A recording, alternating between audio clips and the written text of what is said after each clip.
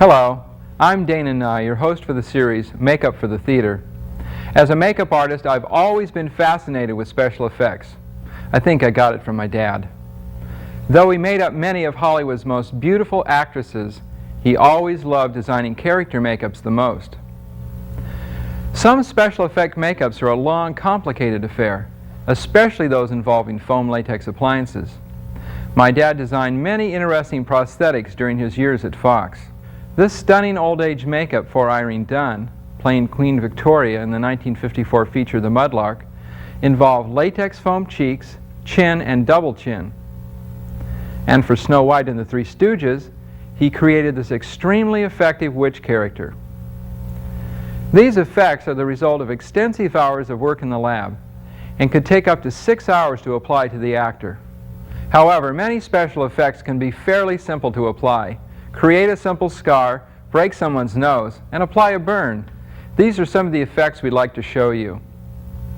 As always, preparation is a very important factor. Be sure that you have everything you'll need to complete your makeup. There's nothing more frustrating than having to stop and go out to get something critical at the last minute. Also, make sure your subject knows what he or she is in for. Special effects can be messy and sometimes uncomfortable. They should be clean-shaven. If the skin's oily, use an astringent like Seabreeze. I'd like to introduce you to John Putch. He may look familiar to you. He's done many feature films, including The Sure Thing and Jaws 3. His television credits include Something's Out There, One Day at a Time, Brothers, and Angel Dusted. Once again, Patricia Messina will be our makeup artist. She worked with John on The Sure Thing, so this is kind of a reunion for them. Are you guys ready? Yes, Dana, we've just applied Seabreeze with a cotton ball, and now John's face is nice and clean and ready for all our special effects to adhere to. We're going to start with a real simple old scar applied with 2 colors of pencils.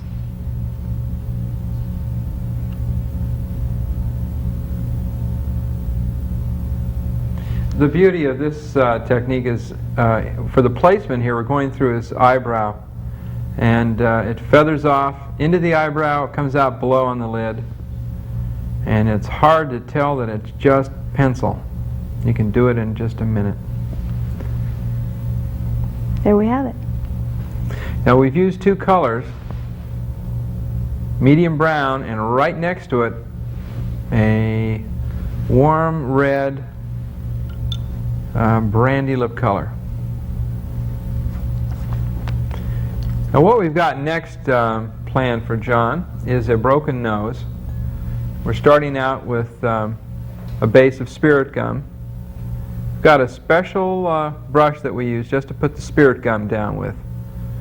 And we know that this is the one brush that we're going to use to apply the gum. Now the key to putting down the modeling wax into the gum is to feather out a little bit of cotton fiber into the probably now sticky spirit gum.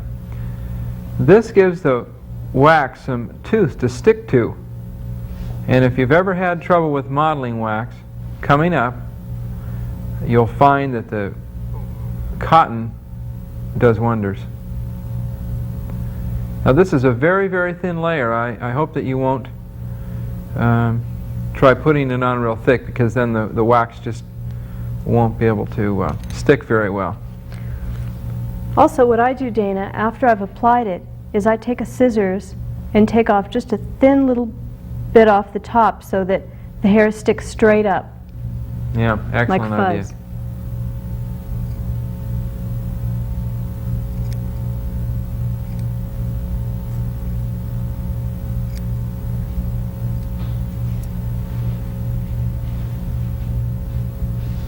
And if you're using a large scissors, always watch the tips of the scissors.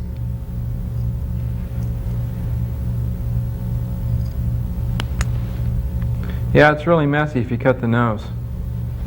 Sometimes it stops the makeup right there. We're using a material called nose and scar wax. Has a flesh tone, and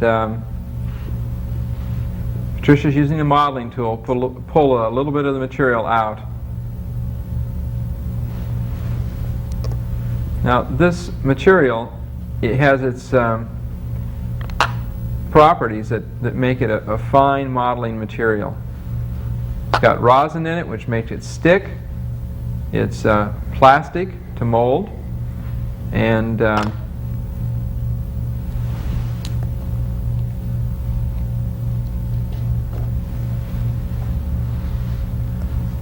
okay, we're going to pre-shape it on the nose, and one of the tricks to putting this down is blending it to the face. Now there's a certain amount of modeling that you can do right off the bat, and that's put it down, push it into the cotton.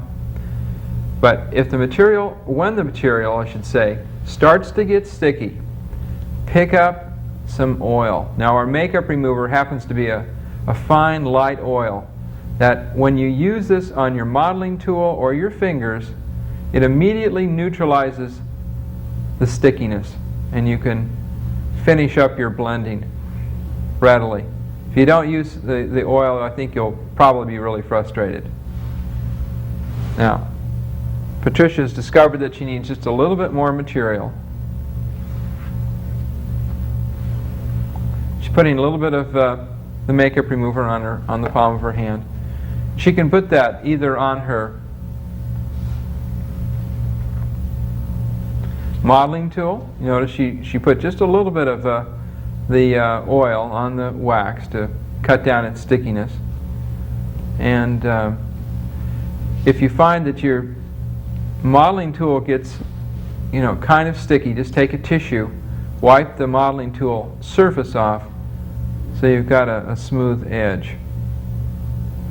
The modeling tool is nice, whether it be a metal tool or a wood tool.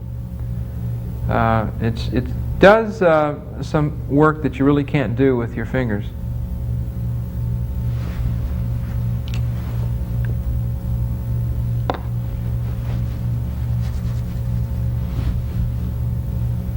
Just a little bit of oil does it.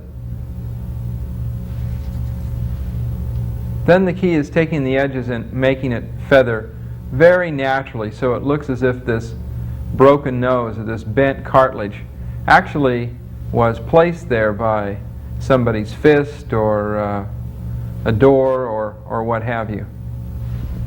Once you achieve that subtle edge, you got a fabulous looking appliance. Now I mentioned the word appliance here. Well, it isn't a latex foam, but it is made out of a vehicle that is added to the skin to make a change in the natural shape. So nonetheless, it's an appliance. It's not one that you can use again, but it certainly is effective. Now for motion picture or video, many makeup artists will have an actual latex foam prosthetic built to fit an actor's face, and then it can be used over and over again. But for stage, it is in fact a long and complicated affair. So the modeling wax is a very viable way to go about this.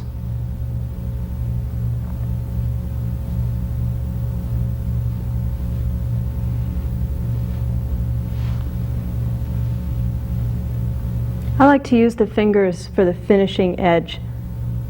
I find that the warmth of your fingers helps to blend as well with the oil.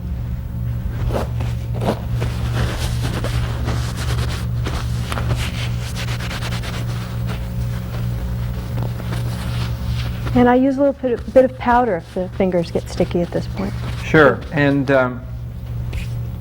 anytime you have any stickiness, wipe the stickiness off.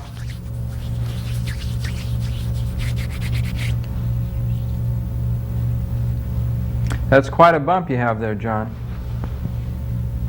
At this point, we're going to take the stipple sponge and we're going to actually take away that smooth edge, because our skin really doesn't have that edge, doesn't have a smooth consistency like that. It has a texture like an orange peel. And this is what we call a large pore stipple sponge.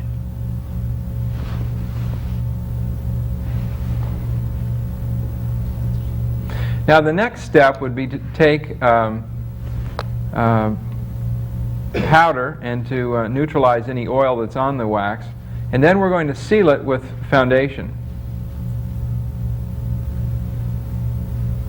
Again, by just tapping the side of the nose with the brush, we're not going to make any kind of change in the actual texture of the nose. Got a little brush that got caught in the wax. So with the modeling tool, you could go back in and just pull that out. That's what I'll do. Just one of those little things that happen while you're working. That's what we call ingenuity. There you go. Now I can't Now where that made a dent, I'm just going to take the stipple sponge and just fix it.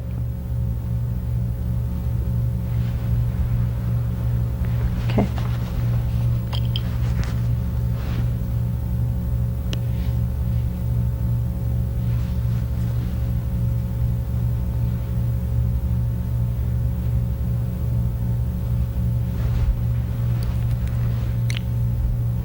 Now the next step is going to be to take some foundation. We're going to use the L5, which is called the Tan Rose. We're going to apply that all over the wax and onto the nose. Even if we're going with a darker base tone on John's face, it's usually appropriate to go to a lighter base tone for the modeling wax. The modeling wax doesn't have any capillaries, doesn't have any blood going through it. It's just a little dull, even though it has a flesh tone to it. The wax tends to take colors a little darker, so that's why we compensate by going with a lighter base tone. Close.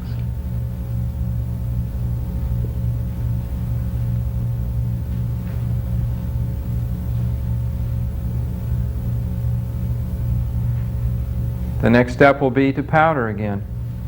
And then we'll do a little bit of highlighting and shading to fool the eye so we can't tell where the wax stops and starts. Powdering, we're very careful to press and not rub.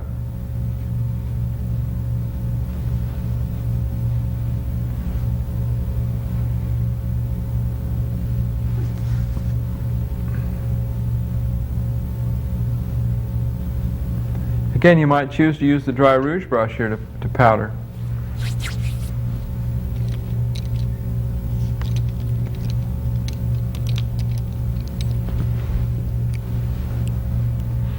Okay, this is a number 7 brush with some highlighter.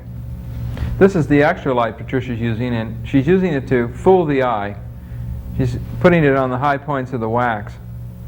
So your eye takes a follows the high points and the contours that she's so carefully designed here. Let you look at it before it's blended.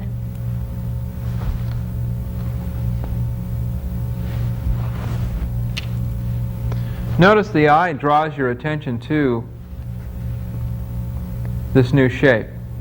And then with a little bit of contour on either side, very carefully applied, this draws the whole thing together. And we'll use the medium brown for that. These are creams, and these are applied after we powdered the cream foundation on the nose. Even after we powder the base, there's never any problem to add additional rouges, highlights, shadows, or any cream lining colors.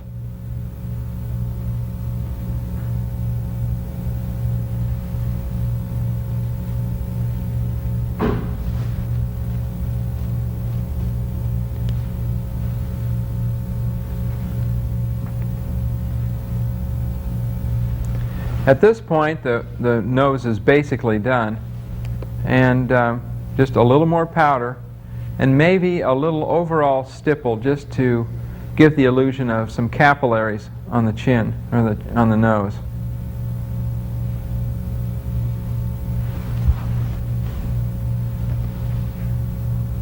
Now what this does is it breaks up the modeling, as we did in the old age makeup. in our prior lesson. We don't want the eye to know where the wax stopped and start.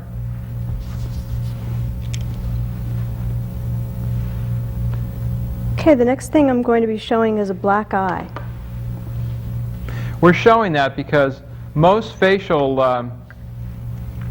trauma is the result of a broken bone or cartilage, and since this is a freshly broken nose, the black eye is very appropriate.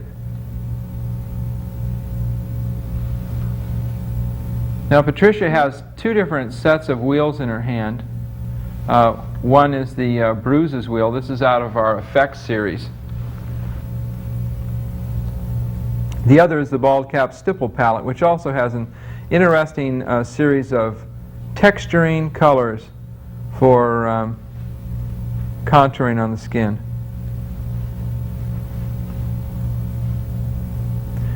She started with a color here called the dark burgundy, and it's a color that creates the illusion of broken blood vessels.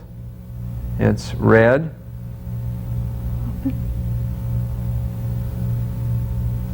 Basically, there's a cheekbone right there that takes the brunt of a black eye, and oftentimes it swells.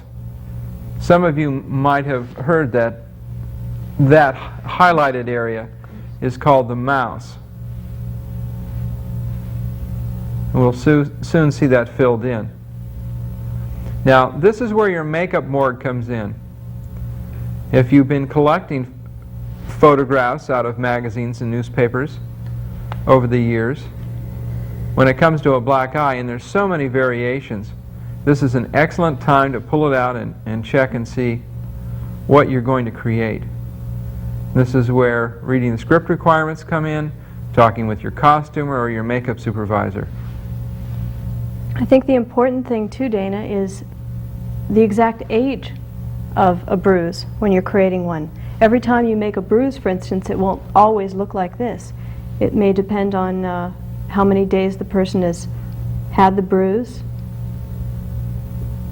and where on the face he may have taken it. Look up for me. People also heal at different rates, so it's real interesting when you collect the pictures to note that.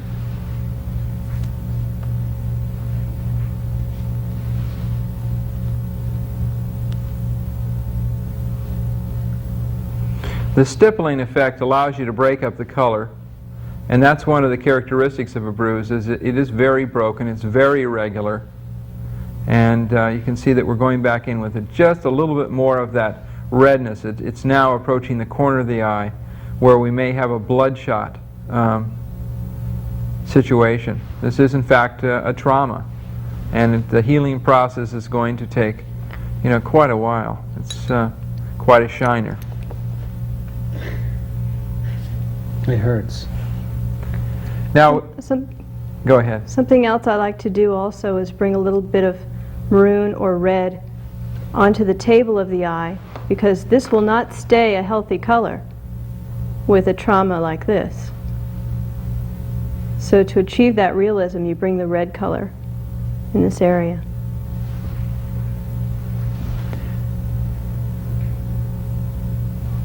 Now there's two things that Patricia will probably want to do at this point. Obviously we're going to use some powder. And she also may want to take her finger and just with her little finger before she powders, just tap the stippling just a little bit to diffuse it, just to make it a little more subtle. The fingers or sponges are a possibility here. And it's just a very quick process. Just to blend the colors a little bit, to take away a little bit of the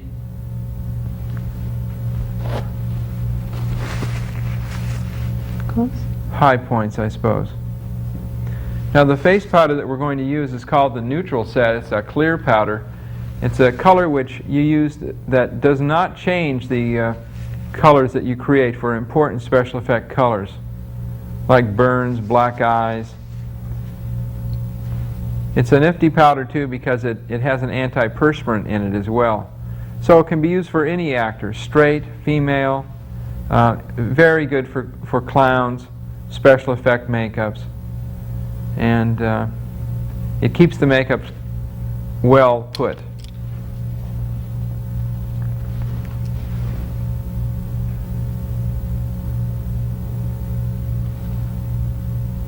What I'm doing here is I'm actually just tapping very lightly, and it's pushing the powder onto the skin without actually touching the skin all over.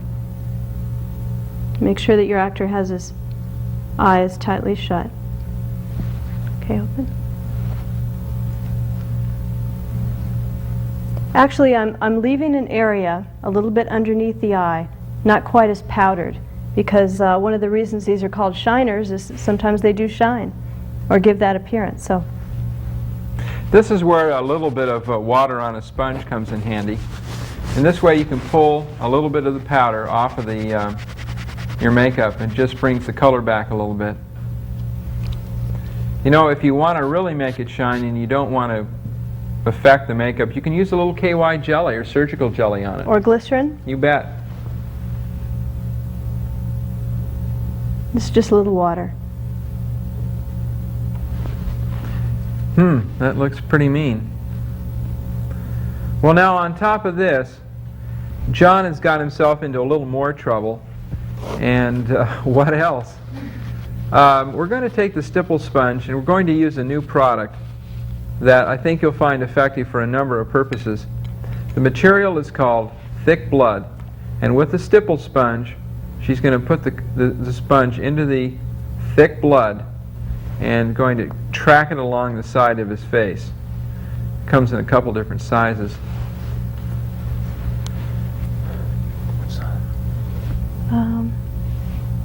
This side.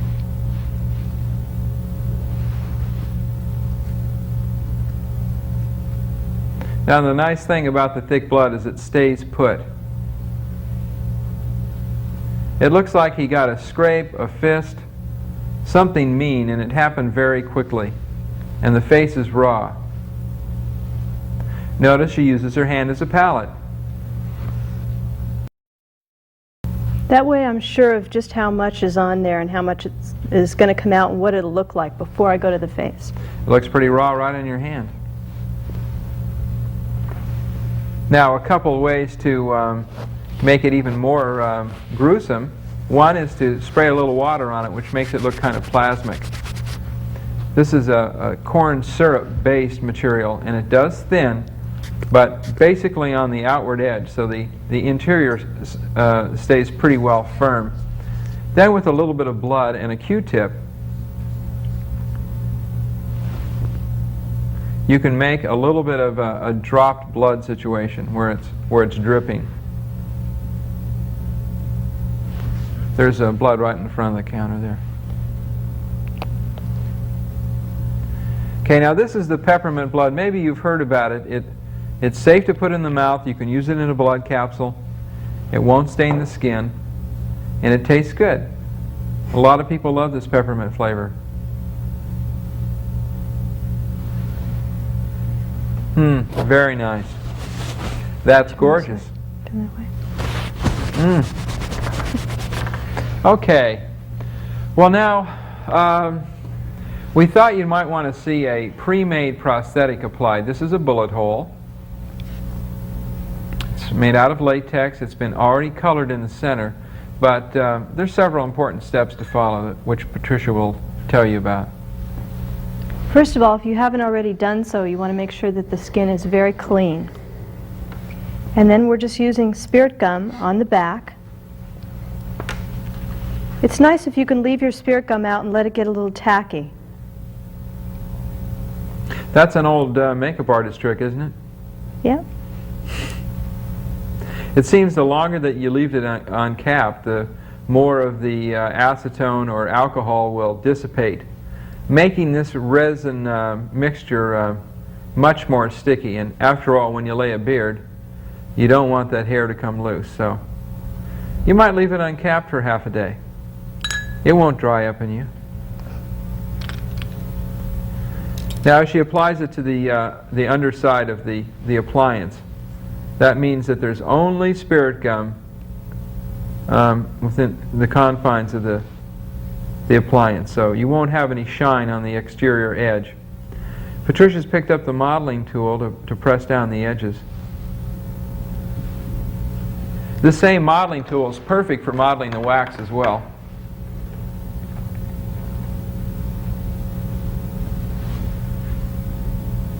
What's next here?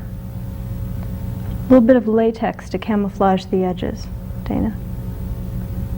So for that, what I did is I cut a much smaller sponge, a little wedge.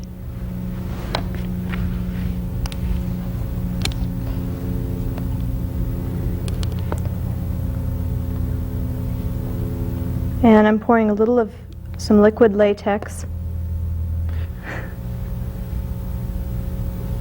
What you want to do is concentrate it just where you need it, right around the edge, to camouflage a blending area.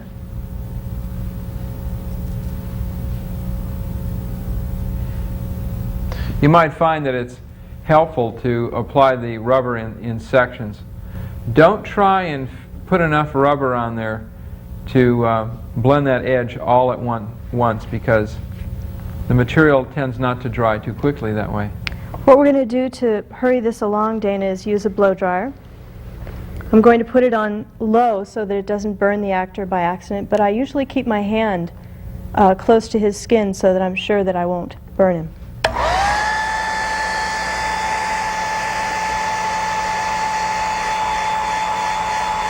It doesn't take long for the liquid latex to dry this way. You can see that as it dries, it disappears.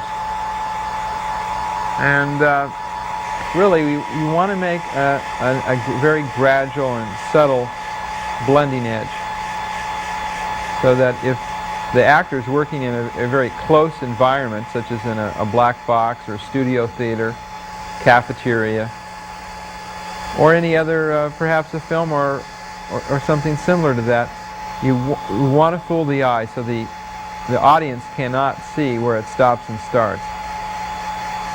After all, makeup is an illusion.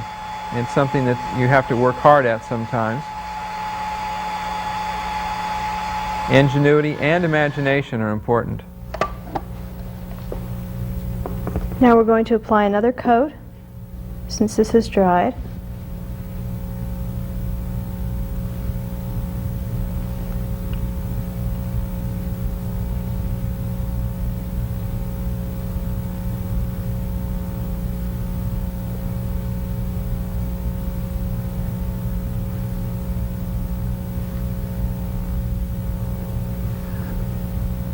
The second coat will probably do it, but if you find that for some reason your latex is thinner than ours, you might want to go ahead to a third coat. Let your eye decide what the best amount of rubber requires.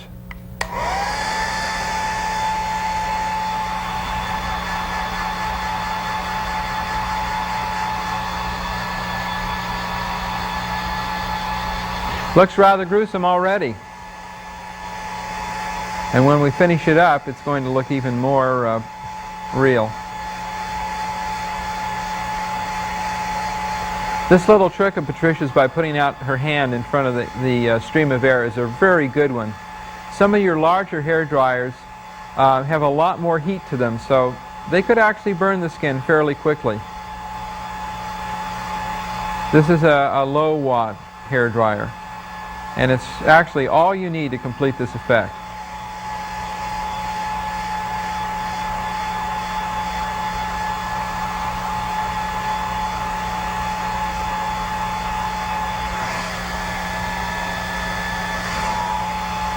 She's testing to make sure that the rubber is set. Needs another few seconds just to set up.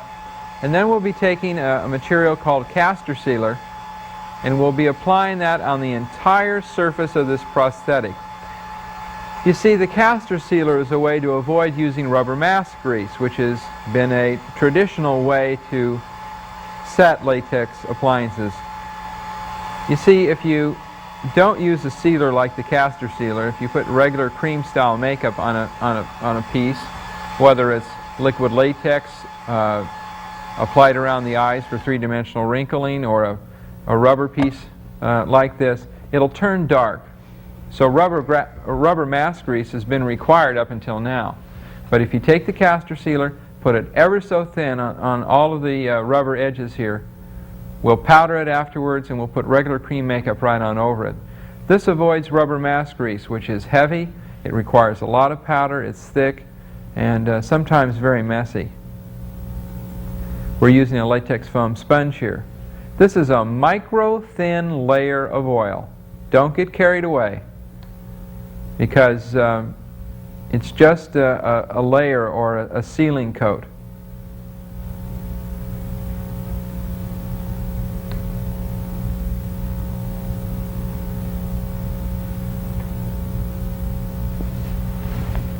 Terrific. Also, something you can do, Dana, if you think you might have too much of the oil, is just blot it a little bit with a tissue before you powder. Won't hurt it at all. Absolutely. The same technique you'd apply to your face to remove excess oil. Back here again, we're using the neutral set face powder. Close. When doing special effects, it's best to use neutral set for everything.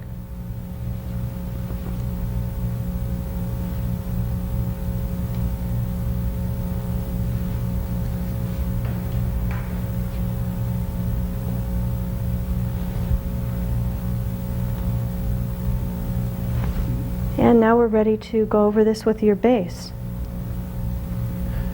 Now this is the L5 base. It's the same color that we used on John for the modeling wax. Like the modeling wax, the edges of the bullet hole can also be stippled too, with a little capillary stipple, sunburn stipple. You might pull out a few of the colors out of the bald cap stipple wheel. But now what we're doing is we're starting to fool the eye, so again you cannot tell where the edges start or stop. Now with a gunshot wound, it's a pretty grisly situation. So we've got a few additional tricks up our sleeve here today. But before we make another move, we're going to powder, just to neutralize the oil. In the cream-based makeup, there's just enough oil to make it spread. So with a few light taps, we've taken away the shine, and we're ready to do a few finishing processes.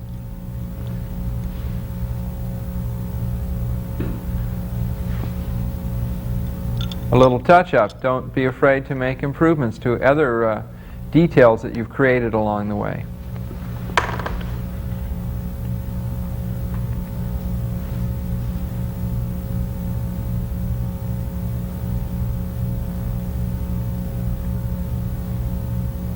This material that Patricia's using is called fresh scab, and it's a cousin to the thick blood. However, it's brown and it looks like blood that's coagulated. Now this is another trauma, severe trauma, and so Patricia's going to also break the edges up so that it looks like the cranium is indeed distressed.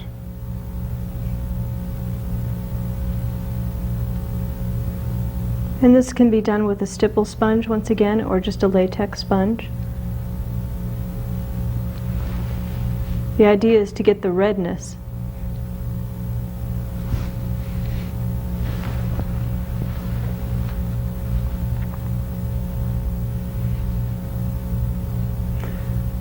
Now, the one thing that you might think, well, is are we going to put blood running out of this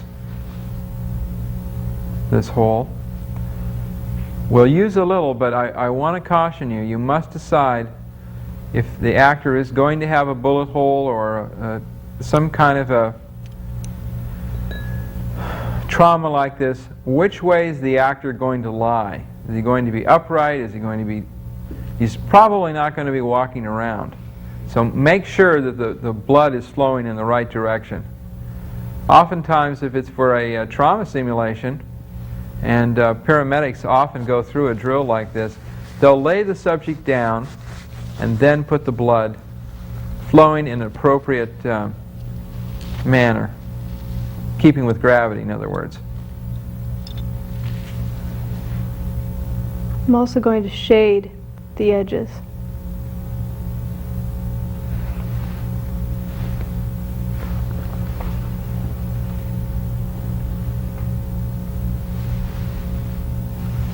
This gives it more of a three-dimensional look on the ridge of the bullet hole itself.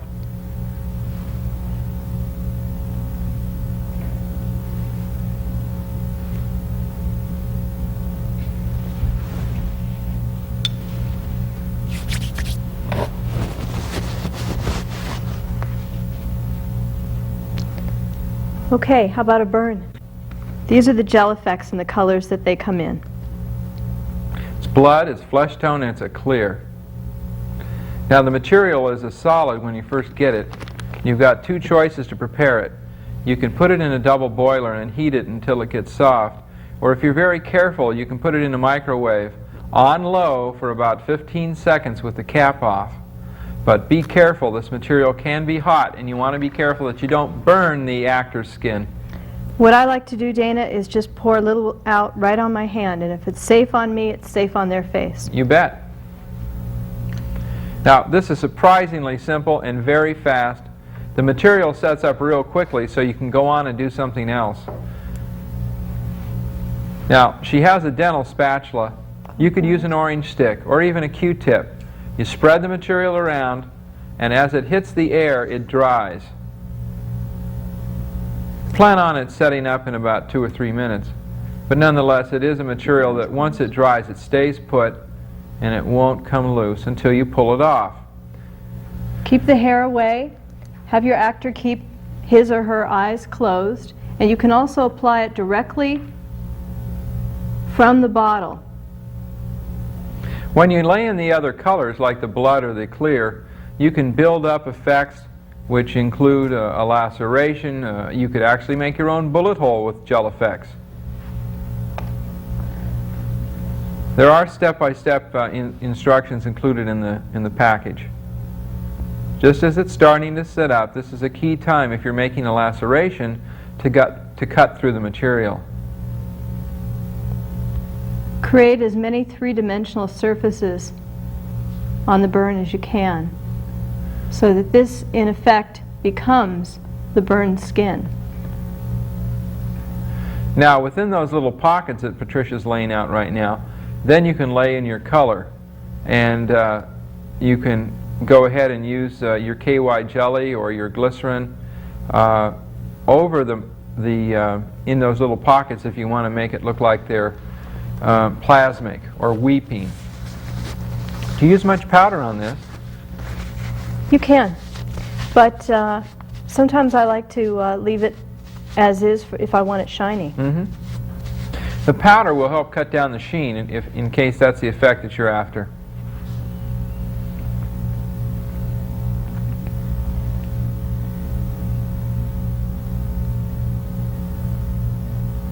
If you'd like to hurry this along, you can use a blow dryer on cool. Sure can. Because it's not heat will help it, but the cool will.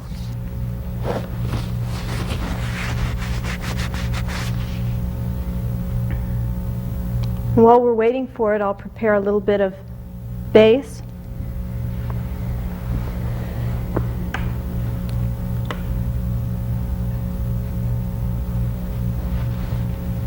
People often ask me, how many applications does a base provide? Well, the container that Patricia's holding is a ½ ounce, and it should provide at least 50 applications applied entirely across the face, neck, ears, what have you. So it really does last a long time. Again, the color we're using is the L5. This is the tan rose. We've used it everywhere on John's face. John had a deeper, darker tan at this point. We would switch to a darker tone, perhaps the M1, the light bronze. Okay, what this does is it seems to tie the entire piece together with the actual skin. And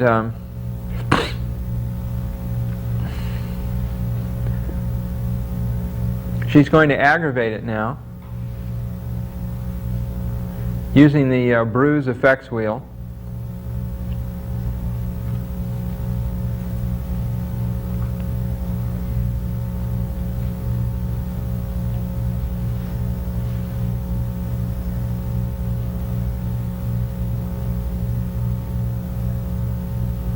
This gives it texture and dimension. It's got high points and low points. And if you remember what we said in the prior lesson about age, the highlights and shadows determine the texture of the appliance or the prosthetic that you're trying to blend to the skin. Now this is where the thick blood comes in handy too. If you're going to make a weeping kind of effect here, the burn can be further aggravated.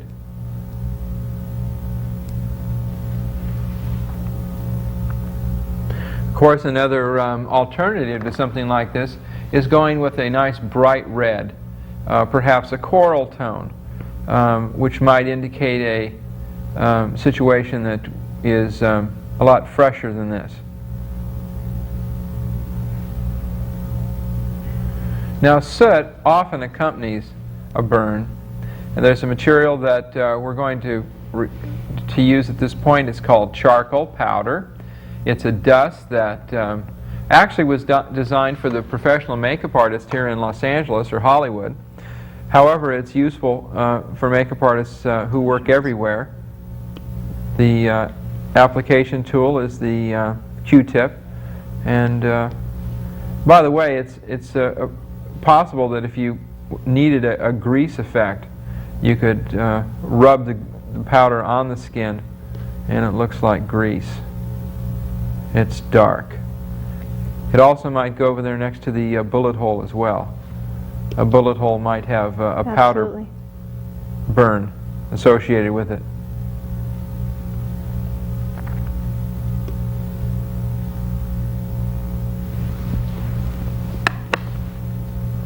Now the charcoal on the burn, of course, would be for the most severe type. And whenever you would have the charcoal, you might also have a little bit of white soot or charcoal with it as well. So since we're going to take this to the extreme, I'll add just a little bit of white. You're going to see the same technique used in another way in just a moment. I was doing a show called Brothers for about a year and a half, and we had a scene where one of the actors had to look like he had shut himself into his room for about 3 days, and he had a stubble beard. Well, now it was for videotape, and for video the amount of light density is greater than, say, on film, where the light is very subtle. Well, the producer came in and said, well, the stubble beard you put on this guy, it's not dark enough. So he came back into the makeup room. I put on more stubble. We sent him out. Bingo. It's terrible. The guy wants it darker some more. So I went back for the third time and deepened the stubble beard. Well, now, it wasn't quite as dark as you see right here. Or what I mean to say is it was darker than you'll see right here. And I started to think, it's starting to look like a smudged mess. It's just looking too black. So I thought, what can I do to break it up so it looks dimensional? And this is where this little trick with the white came in. Now with your stipple sponge, you go back over your beard stubble. Now by the way, the beard stubble that Patricia used isn't just black. It's a special formula that my dad designed during his years at Fox. And it's a combination of dark brown, black, and blue, which are all the colors that are in a stubble beard. Notice, when she uses the white, and of course you could also use the extra light highlight as well, this tends to make the beard look very dimensional. What do you think? Really helps accent. Just As you would an old age makeup with your highlight and your shadow, this does the same effect. It sure does. It makes it look at least a day or two older. We're going to try a slightly different way of applying a beard about this old using hair. And first I'm going to just take off a little bit of this blood. You mean you're going to lay hair that's going to be like a 3 or 4 day growth? I sure am. And it's a lot easier than you think. Well, I know stubble beards are pretty tricky, so I bet you've got something interesting up your sleeve. This is just some makeup remover, takes this right off.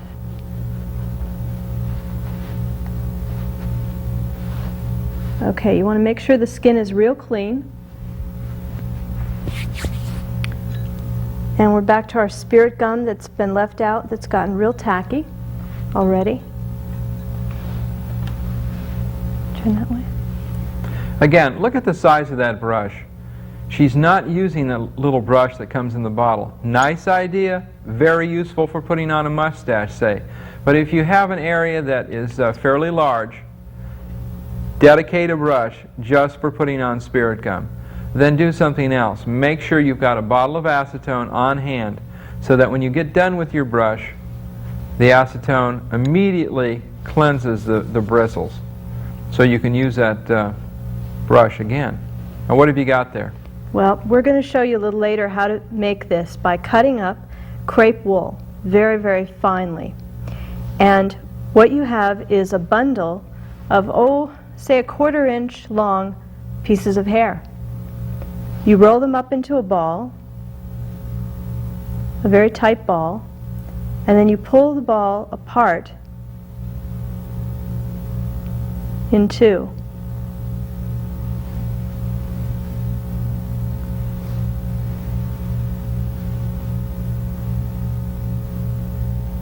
So what are you doing there?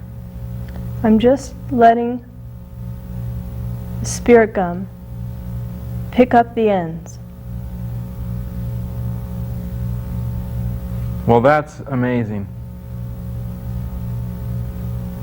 I don't think you could lay a beard like that if you were holding strands of hair in your hand. Be too And much, never this quickly. and too much cutting.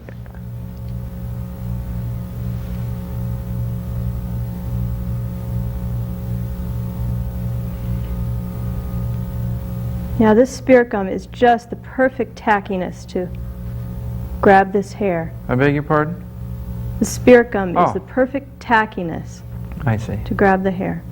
Well, it certainly is, and this is one of the fastest beards you'll ever see applied.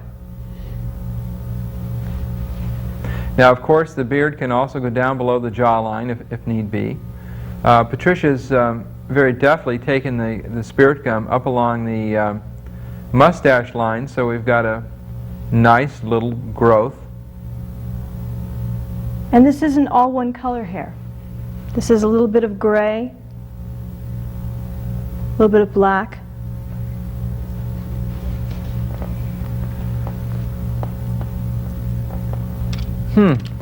Remarkable. You can come along and take out any little piece that bothers you. Like that gray piece? Now you can also Pretty trim amazing. it too. If you have shears and you feel that you have a few hairs that are too long, you can take the scissors, your hair cutting scissors, and lay the blade against the skin. Absolutely. And you can give the beard a little trim real quick. Now let's show them how you go about cutting the hair and collecting it. Okay, here's a length of straightened crepe wool. Does it still have a little bit of kink in it? Just a little bit, yes. That way it gives it a wiry texture after you cut it. And you'll probably notice that beards that are starting to grow do have a little bit of a kink to it. Okay.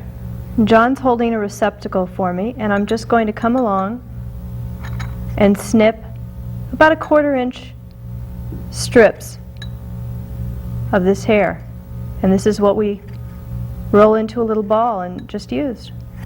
The dish that we're using here, by the way, is a custard dish. I'm sure you recognized it, but nonetheless, it's an all-purpose dish, and I recommend that you get 2 or 3 of them. You can use them to put acetone in to clean your fingers, spirit gum, you can collect things in it. Now you can see that she's rolling the material into a ball, and then she's ready to pull it apart and apply some more stubble beard. And that's how we do it. And I think that you'll have very good luck with this. And any that you have left, you can just keep rolled up and put in a small container Yeah. and use it next time. Keep it in your makeup kit. Put it in a little container with a lid, so it's always there when you need it. Well, what have you got in mind for the very final technique for us? Let's hang him. Let's slit his throat. All right, let's do it. I'm going to use a Q-tip and some fresh scab. Mm. You wouldn't want to use stale scab for this. Not today. Chin up.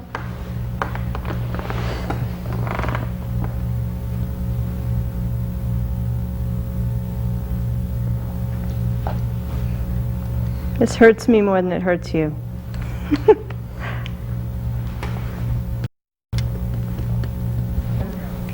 Patricia, John looks like he had a really bad night. Mm-hmm. Let's recap how he got this way.